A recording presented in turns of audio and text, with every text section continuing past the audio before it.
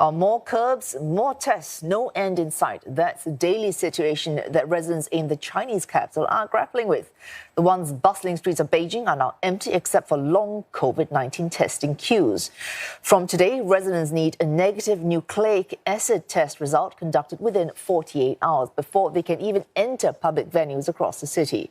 New traveling restrictions have also been imposed. Meanwhile, the lockdown in Shanghai drags on into a sixth week. 2 new cases were detected outside quarantine areas in 2 districts that had achieved so-called societal zero COVID.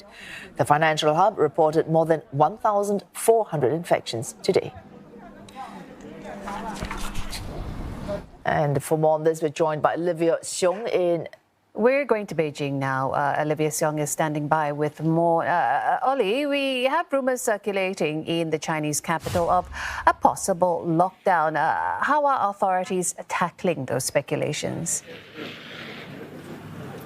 Well, Beijing officials had to come out today at their daily briefing to directly address these rumors. It said that speculation of a lockdown here in Beijing are not true and called on people not to spread rumors as well as to get the information from official sources, also trying to reassure residents that there are enough daily supplies and necessities and for people to shop rationally and not to panic. Now, this is because we have seen in the course of the day another wave of panic buying, long lines at supermarkets, delivery platforms being overwhelmed. When I checked earlier today, I wasn't able to place an order just because of the sheer volume of orders coming in. And that's because in the afternoon, we had seen in many WeChat groups messages of people talking about a possible lockdown or a silent period, which was what had been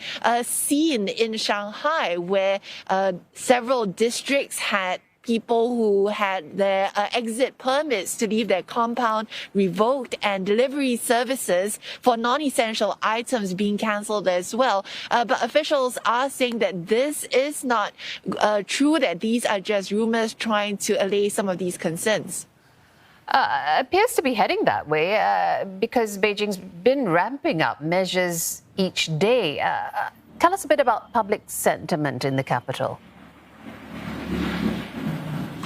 Well, you know, there had been a period of calm after the initial wave of panic buying with the start of this latest outbreak. But clearly, from what we had seen today, there is still anxiety that Beijing may end up in the same fate or the same style of lockdown that we are seeing in Shanghai. This people confined to their homes for more than 6 weeks now. And also, as measures have been stepped up day by day, one of the things that has become a daily routine for us living here in Beijing is mass testing. And officials today announcing that 3 straight days of mass testing will continue from tomorrow. And while several districts had already been telling people living in the area to work from home, now officials are saying that for these 12 districts that are being tested, and we're talking about 20 million people, the bulk of the Beijing population, people are now being advised all to work from home tomorrow and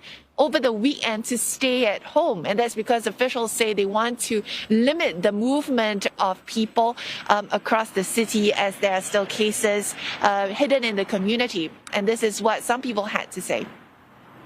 我现在就除了家就是核酸，就今天因为那个诊所开了，我来补个牙，就没有别的活动了，就基本上也不出门，也跟那个疯的状态差不多。